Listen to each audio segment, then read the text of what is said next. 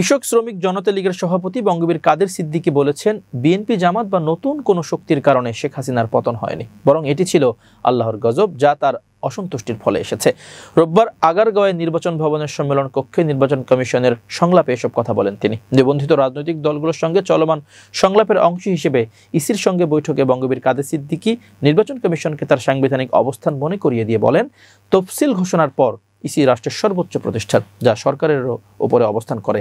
নির্বাচন কমিশনের উপর জনগণের ভোটাধিকার নিশ্চিত করার গুরু দায়িত্ব রয়েছে বলে জানান তিনি। 15 মাস ধরে বর্তমান সরকারের ডাকে আলোচনায় না যাওয়ার সিদ্ধান্তের কথা জানিয়েছেন কাদের সিদ্দিকী। তিনি বলেন, নির্বাচনের আগ পর্যন্ত সরকারের কোনো আলোচনায় যাওয়ার প্রশ্নই আসে না। তিনি বলেন, তফসিল ঘোষণার পর নির্বাচন কমিশন রাষ্ট্রের সর্বোচ্চ প্রতিষ্ঠান, তখন সরকারের দায়িত্ব শুধু ইসির সিদ্ধান্ত পালন করা।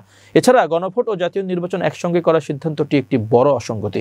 70 থেকে 80% ভোটার গণভোটে অংশ না নিলে নির্বাচনী হুমকির মুখে পড়বে।